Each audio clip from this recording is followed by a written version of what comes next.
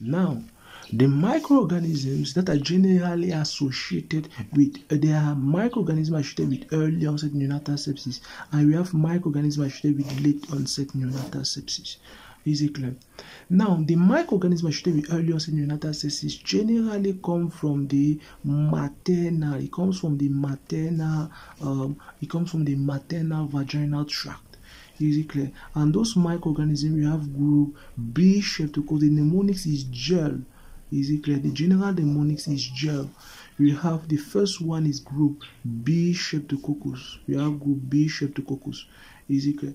The second one, we have Escherichia coli. Escherichia coli. Escherichia coli. That is the second microorganism involved in that. The group B streptococcus particularly involved here is Streptococcus pneumoniae or Streptococcus agalactiae. Is it clear? Those are the group B streptococcus associated with the infections of the child. We have E is for the Escherichia coli or Escherichia coli or just the Enterobacteriaceae. Is it clear? The Enterobacteriaceae consists of Escherichia coli. It consists of Klebsiella pneumoniae. It consists of Escherichia coli. It consists of Klebsiella pneumoniae, and it's also constituting of. It consists of Escherichia coli, consists of Klebsiella pneumoniae, and also consists of Potus.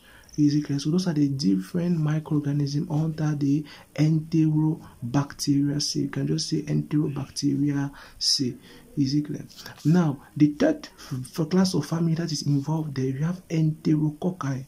Is it clear? Enterococci are also involved in the cases of early onset neonatal sepsis. It's still E.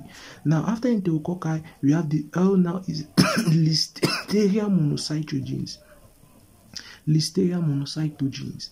Is it clear? Now, Listeria monocytogenes, every time you think of Listeria monocytogenes is when you have one, a child, a neonate. If you have a neonate, you think of Listeria monocytogenes. If you have a pregnant woman, you think that there may be a Listeria monocytogenes. Or when you have OH, is it clear? So those are the different cases when you have to think of Listeria monocytogenes. Generally, in adults, we don't have Listeria monocytogenes. You should not think of Listeria monocytogenes as being a microorganism, as being a cause of any infection when you have adults, except the patient is immunocompromised. It is only in cases of neonates, pregnant, and OH, because it's associated with a physiologic state of immunocompromisation, that you have also Listeria monocytogenes. So those are the three major microorganisms that can be associated with the infections. Is it clear? Now, other microorganisms, since the child also passes, provided the mother was having a bacterial vaginosis. Is it clear? The mother has, if the mother has bacterial vaginosis, a bacterial vaginosis usually caused as a result of anaerobes. Is it clear? In case of bacterial vaginosis, we have generally anaerobes. Is it clear? And those anaerobes, are, we have Gardnerella vaginalis. Gardnerella vaginalis. Is it clear? We have the fusiform bacterium. Fusiform bacterium. We have fusiform bacterium. We have Peptostreptococcus. Peptostreptococcus. Is it clear? And then the last element is the Bacteroides. Is it clear? So those are the four major microorganisms which are associated with anaerobic infection, which result in bacterial vaginosis. So in the history of a woman, if the woman tells you that she has a history of a whitish vaginal discharge, or still called a leukocoria, whitish vaginal discharge, still called a leukoria, with if she has a whitish vaginal discharge with which is smelling like a fishy smell, it is clear it is more going to be a diagnosis of bacterial vaginosis, and there are particular antibiotics that you give in this case when you think of anaerobes. Now, other microorganisms which are also very feared in the case of early onset neonatal sepsis can still be gotten from the vagina of the mother, which is Pseudomonas aeruginosa. This one is Pseudomonas aeruginosa are the ones which are highly feared. Pseudomonas aeruginosa. Is it clear? They are highly feared microorganisms. Is it clear? And they can also cause early onset neonatal sepsis. Now, for the causes of late onset neonatal sepsis, now we majorly have with respect to the point of entry.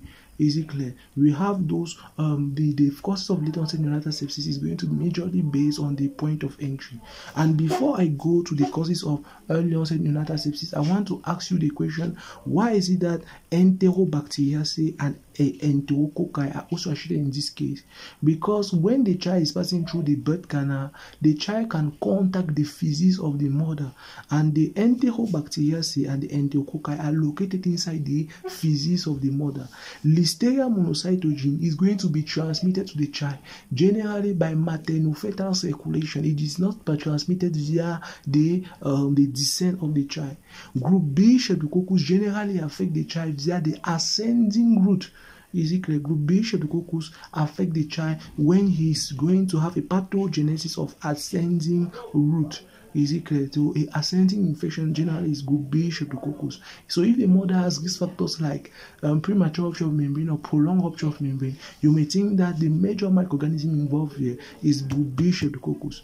Now, the microorganism which is associated now with the prolonged exposure of the vaginal mucosa of the mother to the child is now the Enterobacteriaceae and the Enterococci. This one now are going to be associated with now prolonged exposure of the child to the birth canal of the mother.